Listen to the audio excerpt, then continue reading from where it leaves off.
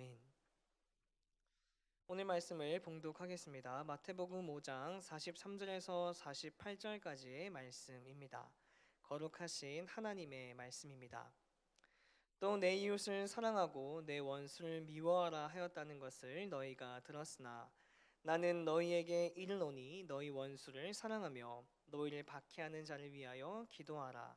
이같이 한즉 하늘에 계신 너희 아버지의 아들이 되리니 이는 하나님이 그 해를 악인과 선인에게 비추시며 비를 의로운 자와 불의한 자에게 내려 주심이라.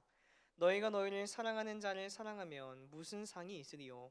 세리도 이같이 아니하느냐? 또 너희가 너희 형제에게만 무난하면 남보다 더 하는 것이 무엇이냐? 이방인들도 이같이 아니하느냐? 그러므로 하늘에 계신 너희 아버지의 온전하심과 같이 너희도 온전하라. 아멘. 우리가 인생을 살아가며 마주하게 되는 여러 가지의 복의 종류가 있습니다. 여러 행복 중에 많은 사람이 최고라고 이야기하고 받기 원하는 복 중에 하나가 바로 인복입니다. 인복. 이 좋은 사람, 좋은 이웃, 좋은 친구를 만나며 살아가는 것이 인생에서 참 중요하죠. 어떤 사람을 만나고 누구와 교제하며 살아가는지에 따라 그 사람의 상황, 성품, 인격, 심지어 인생까지 변화될 수 있기 때문인데요. 그래서 누구나 좋은 벗을 만나는 복을 받길 원하고 누리며 살아가기를 원합니다. 그런 안타깝게도 우리의 인생에 늘 좋은 사람, 좋은 이웃, 좋은 친구만 존재하지 않는다는 사실을 우리가 삶의 경험을 통해서 다들 알고 있죠. 우리의 삶을 보다 윤택하게 하고 아름답게 만들어주는 좋은 벗이 우리 가운데 존재하는 반면에 우리를 넘어지게 하고 눈물 짓게 하고 아프게 하고 상처 주는 적, 원수도 우리 가운데 존재합니다. 이건 신앙생활을 하는 사람이나 하지 않는 사람이나 똑같습니다. 다르지가 않습니다. 우리가 교회를 다닌다고 해서 적이 없던가요? 같은 공간에서 예배 드리고 식탁 교제하고 삶을 나누고 가까이 지내던 사람이 아이러니하게도 오히려 원수가 되는 경우가 허다합니다. 이 어느 정도 거리가 있고 관계가 깊지 않은 사람은 원수될 거리가 생기지가 않잖아요. 그렇지 않습니까? 엮인 사건이 있어야 원수가 되고 문제가 발생될 수 있는 거리에 있어야 적이 되는 거지 않겠냐는 거죠. 이 안타깝게도 원수, 적은 친구든 가족이든 같은 교인이든 늘 내 삶 가까이에 있던 사람이 대부분입니다. 저마다 가슴에 상대방의 잘못을 깊게 새기고 지워지지 않는 흔적을 지닌 채 인생길을 걸어가더라는 거예요. 예수를 그리스도라고 고백하는 우리도 별반 다를 거 없이 그냥 그렇게 인생을 살아갑니다. 자, 이런 연약한 우리에게 오늘 예수님께서 하시는 말씀은 안 그래도 어려운 마음을 더 어렵게 하고 더 무겁게 만드는 말씀이죠. 본문 44절 말씀 세번역 성경입니다. 그러나 나는 너희에게 말한다. 너희 원수를 사랑하고 너희를 박해하는 사람을 위하여 기도하여라. 아멘. 원수를 사랑하고 너희를 박해하는 사람을 위하여 기도하여라. 굉장히 난이도가 높습니다. 그렇죠? 굉장히 어려워요. 눈앞에 보이지 않아도 원수를 생각만 하면 숨이 턱턱 막히고 막 화가 치밀어 오르는데 이 원수를 사랑하고 박해하는 사람을 위해서 기도하라니 어떻게 그러야 하는 거죠?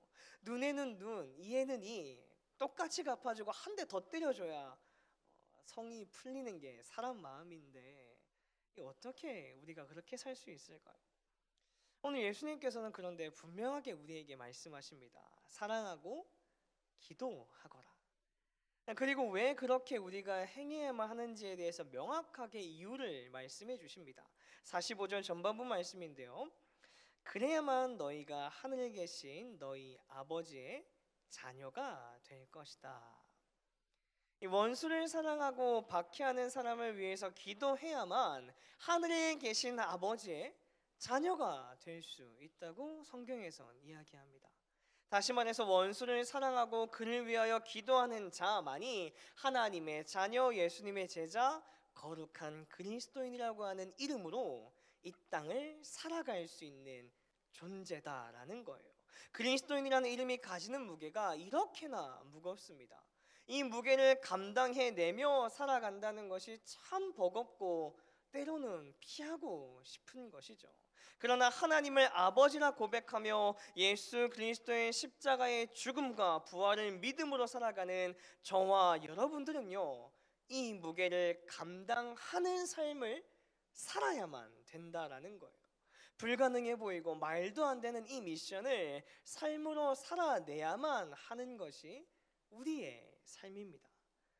성경에는 이런 불가능해 보이는 일을 삶으로 살아냈던 위대한 신앙의 선배를 이야기합니다. 바로 이스라엘 역사상 가장 위대한 왕이라 불리는 다윗입니다. 이스라엘과 블레셋의 전투에서 거인 장수 골리앗을 쓰러뜨리고 이 단번에 민족의 영웅으로 떠올랐던 다윗에게 이 골리앗보다 더 어려운 원수, 더 박해하는 사람이 생기게 됩니다. 바로 사울이죠. 이 다윗이 이스라엘 백성에게 사랑받고 인정받자 자신의 왕권을 위협하게 될 사람이 이 다윗이다라고 여기게 된 것입니다. 그 후로 사울은 틈만 나면 다윗을 죽이기 위해서 최선을 다합니다. 아주 성실하고 집요하게 그를 죽이고자 노력하고 또 노력하죠. 그렇게 사울과 다윗은 서로가 서로에게 이제 원수가 됩니다. 그런데 어느 날 다윗이 엔기디 광야에 있다는 소식을 듣고 사울이 군사 3,000명을 거느리고 이 다윗을 찾으러 떠납니다. 열심히 광야 가운데 다윗을 찾던 중에 화장실이 급해서 굴을 찾아 이 사울은 볼일을 보러 가게 되죠. 그런데 하필 그 굴이 다윗과 그의 부하들이 숨어있던 굴이었습니다. 이 사울이 용변을 보러 굴 안으로 들어와서 무방비 상태로 있는 것을 발견한 이 다윗의 충성스러운 부하들이 이야기하는 거예요. 드디어 주님께서 대장님에게 약속하신 바로 그날이 왔습니다. 내가 너의 원수를 너의 손에 넘겨줄 것이니 내가 마음대로 그를 처치하여라 하신 바로 그날이 되었습니다. 그러나 다윗은 사울의 겉옷자락만 몰래 자르게 되죠. 그런데 그런 일조차 마음에 찔려 부하들을 타일며 이렇게 고백합니다. 사무엘상 24장 6절 말씀인데요. 그래서 다윗은 자기 부하들에게 타일렀다. 내가 감히 손을 들어 주님께서 기름 부어 세우신 우리의 임금님을 치겠느냐.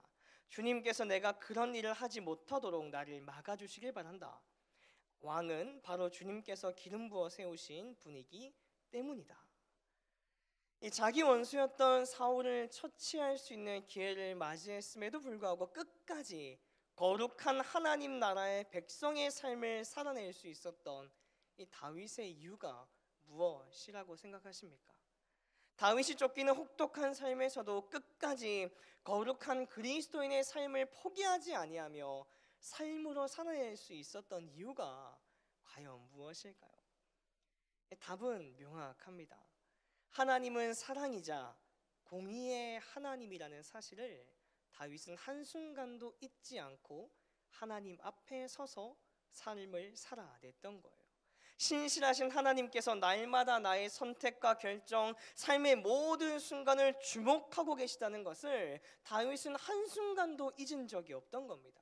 내가 마주하는 삶의 문제, 어려움, 원수, 박해하는 자들에게 그곳의 시선을 빼앗긴 것이 아니라 그저 눈을 들어 완전하신 하나님을 바라보며 하나님께서 일하시는 시간을 잠잠히 기다리며 인생을 살아갔던 거예요. 그렇게 다윗은 끝까지 하나님 나라의 백성, 거룩한 그리스도인답게 인생길을 살아갈 수 있었던 것입니다. 우리 사랑하는 말씀상 공동체 성도님들, 신실하신 하나님께서는 오늘을 살아가는 저와 여러분의 삶도 동일하게 주목하고 계십니다. 우리가 어느 곳에 마음을 두고 누구를 바라보며 어떤 선택과 결정을 따라 인생길을 걷는지를 하나님께서는 오늘도 여전히 우리의 삶을 바라보시며 주목하고 계시다는 거예요. 주어진 삶의 자리에서 잠잠히 하나님의 시간을 기다렸던 다윗처럼 오늘을 살아가는 우리도 신실하신 하나님의 때를 기다릴 수 있는 자 되기를 간절히 소망합니다. 어떻게 기다려야 되냐? 원수를 사랑하고 박해하는 자를 위해 기도함으로 하늘에 계신 아버지의 자녀답게 오늘도 그렇게 우리는 살아가야 되는 거죠. 그렇게 우리가 하루를 살아낼 때, 힘겹게 하루를 버텨낼 때 우리를 위해 갚아주시는 사랑의 하나님, 정의의 하나님을 우리는 마주하게 될 것입니다. 우리가 그날 그 순간까지 악에 지지 말고 선으로 악을 이겨내는 우리 사랑하는 말씀상 공동체 성도님들 모두가 되시기를 주님의 이름으로 축원합니다. 기도하겠습니다. 원수를 사랑하고 박해하는 사람을 위하여 기도하는 삶을 살아가는 거룩한 그리스도인 되기를 원합니다.